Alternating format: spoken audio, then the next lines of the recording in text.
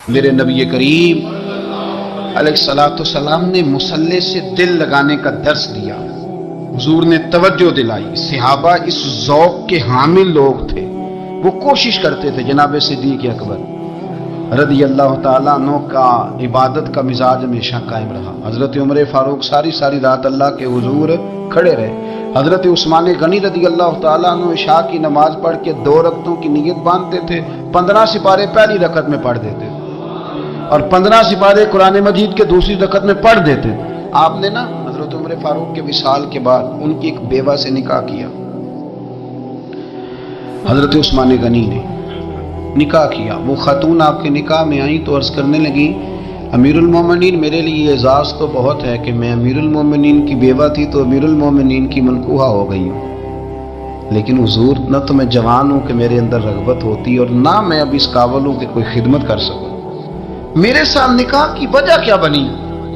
تو عثمان غنی رو پڑے، فرمانے لگے میں نے عمر فاروق کو مسجد میں اپنے رب سے ڈرتے ہوئے دیکھا ہے، میں نے اسے روتے ہوئے دیکھا ہے، عدل کرتے دیکھا ہے، انصاف کرتے دیکھا ہے، امت کی خیر خواہی کرتے دیکھا ہے۔ تمہارے ساتھ نکاح اس لیے کیا ہے کہ تم مجھے یہ بتاؤ کہ عمر فاروق گھر کے اندر اپنے رب کو کیسے راضی کرتے تھے، گھر کے اندر کیسے راضی کرتے تھے، وہ طریقے بتلاؤ، تم بتاتی جانا اور میں بھی اسی طرح گھر میں عبادت کروں۔ میرے رسول کریم علیہ السلام نے ارشاد فرمایا، حضور فرمانے لگے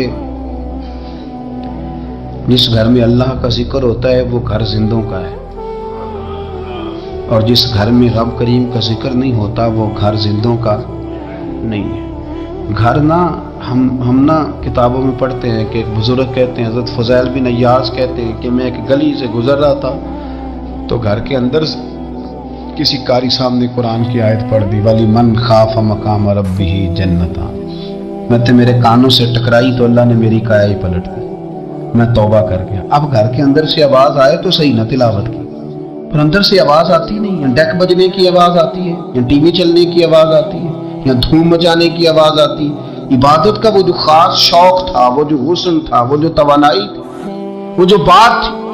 حضرت عائشہ صدیقہ رضی اللہ تعالیٰ عنہ فرماتی ہیں میں نے نبی پاک صلی اللہ تعالیٰ علیہ وآلہ وسلم کو نا مرض وصال تک دیکھا ہے، حضور کے وصال تک، کہ حضور قرآن پاک کی آخری 2 سورتیں پڑھ کے سورت فلق اور ناس اپنے ہاتھوں پہ پھونکتے تھے پھر جسم پہ ملتے تھے۔ قرآن پاک میں شفا ہے۔ اب تو لوگوں نے دم درود کو نا اس کو بڑا ہلکا سا کام سمجھ لیا، ویسے بھی یہ عاملوں کے ہتھے چڑھ گیا، ملنگوں کے ہتھے چڑھ گیا، کاروبار بن گیا، تجارت بن گئی، ورنہ قرآن پاک کی آیات پڑھی جائیں تو حضور نے فرمایا سورہ فاتحہ میں شفا ہے، اس میں کرم ہے۔ یہ چیزیں جو بڑی ہمارے لیے سود مند تھی، فائدہ مند تھی، ہم چھوڑ گئے۔ بڑی خوبصورت حدیث ہے، سنیے گا۔ حضرت ابو سعید خدری رضی اللہ تعالیٰ عنہ حدیث کے راوی ہیں، بخاری میں موجود ہے۔ ارشاد فرماتے ہیں کہ ہم ایک سفر پہ تھے، واپس آ رہے تھے، ایک جگہ رات کو قیام کیا، سونا تھا، بستی تھی، بستی کے لوگوں نے نہ کھانا پوچھا نہ پانی پوچھا، کوئی ضیافت نہیں کی۔ آدھی رات کا وقت آیا تو ایک بندہ دوڑا آیا، کہنے لگا ہمارے سردار کو بچھو نے کاٹ لیا ہے، تم میں سے کوئی بندہ دم درود کر لیتا ہے؟ تو ایک صحابی کہنے لگے کر تو لیتے ہیں پر تم نے چونکہ ہمیں کھانا پانی تک نہیں پوچھا، تم اگر دم کراؤ گے تو مفت نہیں کریں گے۔ بخاری پڑھ رہا ہوں، پیسے لگیں گے۔ کتنے پیسے؟ بکریوں کا ایک ریوڑ پورا۔ شارحین نے لکھا 40 بکریاں، کنے دما دیاں؟ اور بھائی اس سے کوئی بندہ جواز نہ لے کہ پیسے لینے جائز ہیں، اس سے جواز نہ حاصل کرے۔ اب بات کو سمجھیں، پس منظر کیا ہے؟ پانی تک نہیں تم نے پوچھا۔ کچھ لوگوں کا علاج ہوتا ہے، انہوں نے کہا پیسے لیں گے دم کر دیں گے۔ صحابی نے کہا حضرت ابو سعید خدری رضی اللہ تعالیٰ عنہ فرماتے ہیں وہ چونکہ تنگ تھے، بچھو کاٹ گیا اور سردار کو کہا چل تو صحیح نا۔ وہ صحابی گئے، سورہ فاتحہ پڑھ کے دم کیا، اور حدیث بخاری سے میں آپ کو دکھاؤں گا۔ جو کہتے ہیں دم کدھر سے آ گیا؟ بخاری پڑھ رہا ہوں، صحیح بخاری۔ شفا تو اللہ نے دینی ہے نا، رب کریم نے شفا دے دی۔ بکریاں لے لیں، آ گئے جہاں آرام کر رہے تھے اس جگہ۔ صحابہ میں اختلاف ہو گیا، کچھ کہنے لگے بکریاں لینی چاہیے تھی، کچھ کہنے لگے نہیں لینی چاہیے تھی۔ حضرت ابو سعید خدری رضی اللہ تعالیٰ عنہ فرماتے ہیں پھر ہم نے فیصلہ کیا چپ کر کے سو جاؤ، صبح حضور کی بارگاہ میں جائیں گے۔ اگر کریم نے کہا لینی چاہیے تھی پھر تو موج بن گئی، اور اگر کہا نہیں لینی چاہیے تھی تو بکریاں ہانک کے واپس کر جائیں گے، مسئلہ کیا ہے؟ کہتے ہیں صبح گئے حضور کی بارگاہ میں، جا کے مسئلہ عرض کیا، یا رسول اللہ انہوں نے بھی پانی کوئی نہیں پوچھا تھا، ہم نے بھی کہا دم کریں گے تو پیسے لیں گے، تو ہم نے یہ بکریاں لی ہیں۔ شارحین لکھتے ہیں 40 تھی شاید، تو یا رسول اللہ اب کیا کریں؟ حضور مسکرانے لگے، حضور مسکرانے لگے، جس کے گچھے سے لچھے جڑے نور کے، ان ستاروں کی نزہت پہ لاکھوں سلام، اور جس کی تسکین سے روتے ہوئے ہنس پڑے، اس تبسم کی عادت پہ لاکھوں سلام، اور ان کی باتوں کی لذت پہ بے حد درود، ان کے خطبے کی ہیبت پہ لاکھوں سلام۔ حضور مسکرانے لگے اور مسکرا کے پوچھا اچھا پڑھا کیا تھا؟ یا رسول اللہ سورہ فاتحہ۔ فرمایا سکھائی کس نے تھی؟ کہا یا رسول اللہ آپ نے۔ فرمایا پھر آدھی بکریاں میری ہیں آدھی تمہاری ہیں۔ اپنا ذوق، اپنی طبیعت، ہم نے نا ذوق غلط بنا لیا۔ اگر 20 بندے کہہ بھی دیں گے تو نے بڑی شاندار تلاوت کیا تو کیا اس سے بنے گا؟ 100 بندہ کہہ بھی دے تیری کیا بات ہے، کیا بات ہے نعت خاں کی، کیا بات ہے علامہ صاحب کی، پیر صاحب کی، پیر مہر علی شاہ صاحب رحمت اللہ علیہ۔ آپ تشریف فرماتے تو آپ کے ایک ہی بیٹے بابو جی جن کو کہا جاتا ہے، جس دن صاحبزادے پیدا ہوئے تو خادم نہ وہاں سے نکلا۔ ان لوگوں کے شوق اور طرح کے تھے نا، تو ان کی توجہ بھی اپنے شوق کی طرف رہتی، تو خادم نکلا اندر سے، پیر صاحب مبارک ہو، پیر صاحب مبارک ہو، پیر صاحب مبارک ہو، پیر صاحب مبارک ہو، شور کر رہا ہے۔ تو پیر صاحب کو وجد ہو گیا، اللہ اکبر اللہ اکبر اللہ۔ وہ کیا ہوا؟ کس بات کی مبارک دے رہے ہو؟ عرض کی حضور اللہ نے بیٹا دیا۔ تو آپ فرمانے لگے اچھا حضور آپ کیا ہوا؟ آپ تو پریشان ہو گئے۔ فرمانے لگے جب تم نے 3 دفعہ کہا نا مہر علی کو مبارک ہو، تو میں سمجھا تھا شاید تجھے کسی نے بتا دیا ہے کہ مہر علی سے اللہ راضی ہو گیا۔ میں سمجھا تھا کہ شاید تو یہ خبر لے کے آیا ہے کہ کسی نے بتایا ہے کہ مجھے آج خبر ملی ہے کہ مہر علی سے رب اچھا پتر ہوا ہے، الحمدللہ اللہ کا شکر ہے، پر میرے لیے مبارک کا دن وہ ہوگا جب میرا رب کہے گا کہ میں مہر علی سے راضی ہوں، میرے محبوب کہیں گے کہ میں مہر علی سے۔ آپ بات کو سمجھیں، شوق ہی کسی اور طرف تھا، دل ہی کہیں اور لگا ہوا تھا، طبیعت ہی کہیں اور مائل تھی۔ کوئی وظیفہ پوچھتے تھے تو پڑھتے تھے وہ لوگ، کچھ اللہ اللہ انہیں بتائی جاتی تھی تو کرنے کا ذوق رکھتے تھے۔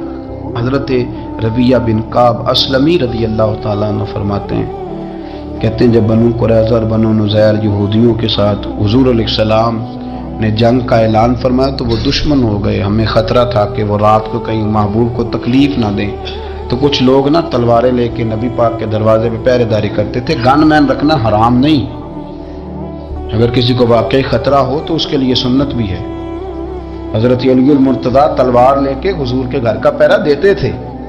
حضرت ربیہ بن کعب اسلمی رضی اللہ تعالیٰ عنہ فرماتے ہیں کہ رات میری ڈیوٹی تھی کہ میں حضور کے گھر کا پہرا دوں گا، تو فرماتے ہیں میں باہر سن رہا تھا، ساری رات ہی میرے نبی پاک نے اللہ کی تسبیح پڑھی، ساری رات، کبھی تسبیح، کبھی تہلیل، کبھی تحمید، کبھی تکبیر، ساری رات۔ فرماتے ہیں ساری رات حضور پڑھتے رہے اور ساری رات ہی میں سنتا رہا، مجھے اونگ آ گئی، میری آنکھ لگ گئی، حضور ابھی پڑھ رہے تھے، میں تھک کے سو گیا۔ اور فرماتے ہیں جب میری آنکھ دوبارہ سے کھلی تو میرے کانوں میں پھر کوئی چیز گونجی، تو میں نے کان لگایا تو میرے حبیب ابھی بھی اللہ کو یاد کر رہے۔ ساری رات حضور رب کی عبادت کرتے، اسی لیے تو کہا یا ایھا المزمل قم اللیل الا قلیلا، حبیب ساری رات تو نہ جاگا کر، تھوڑا آرام بھی کر لیا کر۔ میرے بھائی اپنا مصلی، اپنی عبادات، اپنے وظائف، اللہ اللہ جو آپ نے کسی سے سیکھی ہے اس کو کبھی کمزور نہ ہونے دیں۔ شجرہ شریف جو کسی بزرگ سے آپ لے لیتے ہیں تو کیا رسم ہے کوئی؟ اس پہ کچھ لکھا ہوتا ہے، وہ پڑھنے کے لیے دیا جاتا ہے، اس پہ لکھا ہوتا ہے کہ یہ اللہ اللہ آپ نے کرنی ہے۔ ساری زندگی کسی اسکول میں داخل ہو گئے اور وہاں جا کے آپ نصاب ہی نہ پڑھیں، کتاب ہی نہ کھولیں تو پاس ہو جائیں گے؟ وہ کہتے ہیں میں 20 سال جاتا رہا ملا کچھ نہیں، تو آپ نے لیا کیا ہے؟ ایک اتنی سی کتاب تھی، اس کو تو کھول کے آپ دیکھ نہیں سکے، اس کے وظائف تک تو رسائی نہ ہوئی، اس لیے کہ اللہ اللہ کرنا مشکل ہے۔ حضرت سیدنا امام اعظم ابو حنیفہ رحمۃ اللہ تعالی علیہ کے ساتھ ایک شخص کہتا میں نے نماز پڑھی، تو عشاء کی نماز تھی۔ یہ جو لوگ بڑے ہوتے ہیں نا، جن کے پیار کرنے والے بڑے ہوتے ہیں، ان کے گرد خوف بھی بڑا ہی ہوتا ہے، انہیں بڑا ڈر لگتا ہے، بڑی بعض آزمائش ہوتی ہے. عشاء کی نماز کہتے پڑھی تو امام صاحب نے نا عشاء کی نماز میں تلاوت کی آیتیں فَمَن يَعْمَلْ مِثْقَالَ ذَرَّةٍ خَيْرًا يَرَهُ وَمَن يَعْمَلْ مِثْقَالَ ذَرَّةٍ شَرًّا يَرَهُ. فرمایا جو ذرہ برابر خیر کرے گا وہ بھی قیامت میں دیکھے گا، اور جو ذرہ برابر شر کرے گا وہ بھی قیامت میں اس شر کو دیکھے گا، اس کے سامنے آئے گا. تو وہ شخص کہتا ہے کہ سارے لوگ نماز پڑھ کے چلے گئے تو امام صاحب رحمۃ اللہ علیہ نے اپنی داڑھی پکڑی رو رہے ہیں. کہتے ہیں اور ذرہ برابر نیکی کا بدلہ دینے والے اور ذرہ برابر شر پہ سزا دینے والے میری سفید داڑھی کو دیکھ. مالک میرے ذرے ذرے سامنے نہ لانا، لوگ تو میری بڑی قدر کرتے ہیں دنیا میں تو بڑا پہچانا جاتا ہوں، لوگ تو میری راہوں میں پھول لیے کھڑے ہوتے ہیں، مجھے بڑا نوازتے ہیں. قیامت میں رسوا نہ کر دینا، میرے لیے مشکل ہو جائے گی.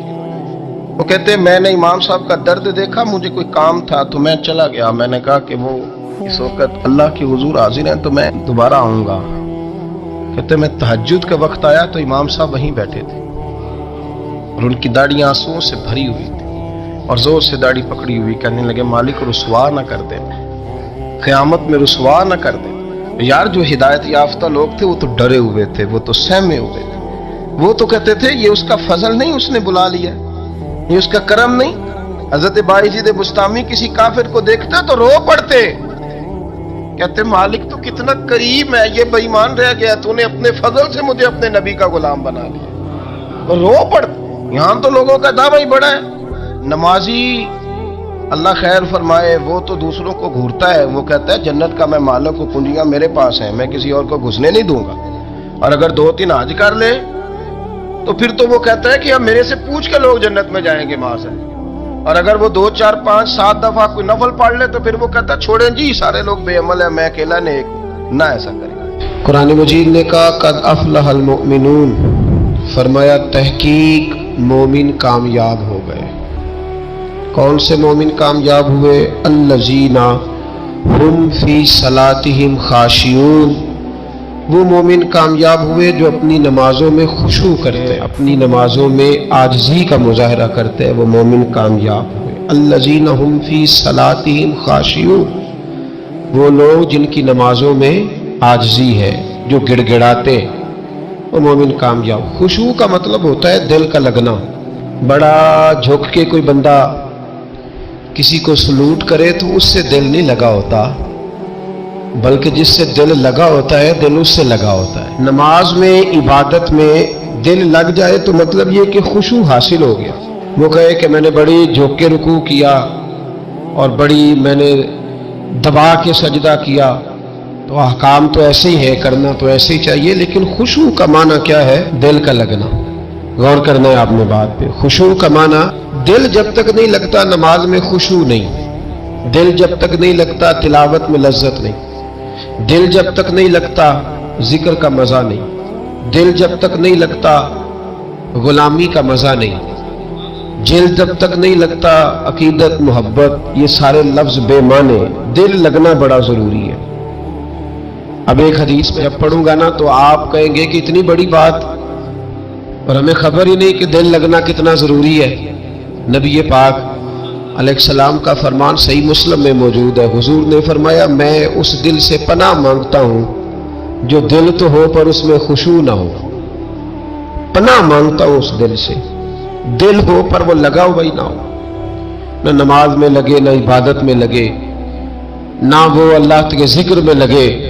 میں پناہ مانگتا ہوں ایسے دل سے. وہ کوئی دل ہے، وہ دل ہے کوئی پتھر بن گیا ہے جس میں خشوع ہی کوئی نہیں، جو پیسوں میں بڑا زیادہ لگتا ہے، گپوں میں بڑا زیادہ لگتا ہے، کھانے پینے میں بڑا زیادہ لگتا ہے، آوارگی میں بڑا لگتا ہے، عبادت میں نہیں لگتا، تو پھر اس کا علاج کرانا چاہیے. دل کو لگانے کی طرف توجہ کرنی چاہیے. دل جب لگ جاتا ہے نا تو پھر وہ جدھر لگ جاتا ہے پھر وہ ادھر ہی رہتا ہے، دائیں بائیں نہیں جاتا. اور جب لگتا نہیں تو پھر وہ گھومتا ہی رہتا ہے، وہ آوارہ ہی رہتا ہے، پھر اس کی کوئی حیثیت نہیں ہوتی. اس کا لگ جانا بڑا ضروری ہے. اس دل کو اللہ اور اس کے رسول کے راستے میں لگا دینا یہ بڑا اہم اور بڑا ضروری امر ہے. نہیں نہ لگے گا تو یہ خراب ہو جائے گا، بگڑ جائے گا، اس پر محنت کی ضرورت ہے۔ نبی پاک علیہ وآلہ وسلم سید عالم صلی اللہ علیہ وسلم کے جو غلام تھے نا، ان کا جب دل نہیں لگتا تھا تو دل کی شکایت کرتے۔ ایک صحابی نے عرض کی حضور میرا دل سخت ہو گیا، نرم ہی نہیں ہوتا۔ محبوب علیہ السلام نے فرمایا تو یتیم کے سر پہ ہاتھ پھیرا کر، اللہ تیرے دل کو نرمی عطا کر دے۔ تو کسی یتیم کے سر پہ تیرا دل لگ جائے گا، اس میں نرمی آئے گا۔ یتیم کے سر پہ تو ہاتھ رکھے گا نا، جس کا باپ فوت ہو گیا، اس کے سر پہ تو ہاتھ رکھ، اللہ تیرے دل میں نرمی پیدا کرے گا۔ محبوب نے بیان کیا۔ حضرت جناب سیدنا سری سختی رحمت اللہ علیہ فرماتے میرا دل سخت ہو گیا تھا، میں بڑا پریشان رہتا تھا۔